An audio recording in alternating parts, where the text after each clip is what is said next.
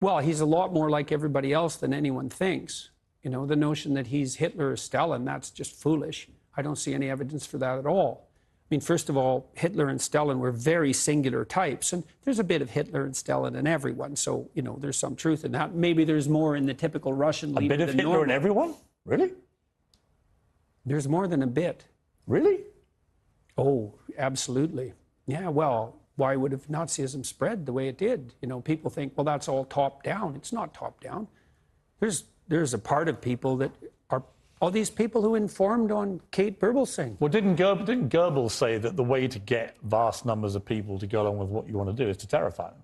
Yeah, you can hold do a grip of terror over them. Oh, yeah, but... And in a way, that's what Putin's now doing with the Russian people, where he's going back now into a position of they're all trying to get us, they want to attack us, they want to take us over. He's terrifying his people to rally support for what at the moment is a conflict he has started, which is not going the way he assumed. Well, the most, what would you say, the wisest commentators on totalitarian states, like Solzhenitsyn, and many psychological commentators, Jung was a good example of that, made a very straightforward case that you can't have a totalitarian state unless every single person is willing to lie about everything all the time. And you can think about that as top down because the leaders lie too. And they also enforce punishments if you don't lie. But then you can also think about it. The totalitarian spirit is replicated at every level of the society. And so in a truly totalitarian state, husbands lie to their wives and parents lie to their children. And the totalitarian state is actually the grip of the lie. And so, and people will certainly go along with that. I mean we're seeing that emerge here with cancel culture. It's like lie or else. Yes. It's like, yeah, well. And the Russian people will be bombarded all the time with state media propaganda and will be buying into a lot of what Putin is saying. Yeah. How does this war end, do you think? We're going to find out this winter. Well, I know what I would do in his shoes. I'd wait till the first cold snap and shut off the taps. Right. Well, because of course he's going to do that. He's got the control over the energy. Of course he's going to do that. He's already warned the West with his insistence that maintenance problems were necessary and the pipelines had to be shut down. Do you think he will use a nuclear weapon? If necessary, he'll use a tactical battlefield weapon. Even if it starts World War III? It won't. Probably. Why? Because we wouldn't respond? What's in it for us? If you let him do it and get away with it, where does that end? Then you are into a hit analogy. Well, there's a lot. You can get yourself in a situation, no problem, where there's no good outcome. We're trying to do that right now on every front we can possibly imagine. We can easily get ourselves in a situation where it's hell this way and hell that way. That's highly probable. Well, should the Ukrainians give the Russians anything? When I was over there recently interviewing President Zelensky, what I was struck by was everybody I met in Kyiv, the capital city, were utterly resolute. Don't give them an inch of our land. Yeah, well, I can't speak to that because I don't know what the preconditions for peace might be. But I do know that naive notions that the Russians are going to lose somehow, or that we're going to win, I just don't understand. I don't understand that. Well, what do you mean we're going to win? What are we going to win here exactly? Well, I guess a victory would be that the Russians retreated from Ukraine. With Ukraine in ruins. Right.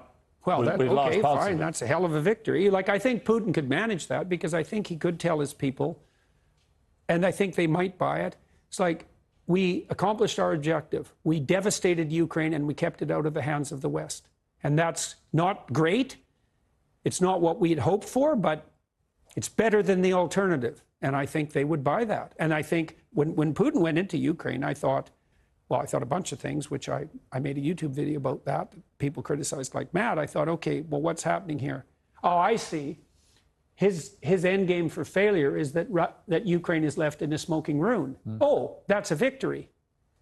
So then he can lose with impunity. Right. So how can we win? We can't win against Vladimir Putin anyways, because you cannot win against someone you cannot say no to. Period. And we can't say no to Putin because we sold our soul for his oil and gas. And we did that to elevate our moral stature in relationship to saving the planet.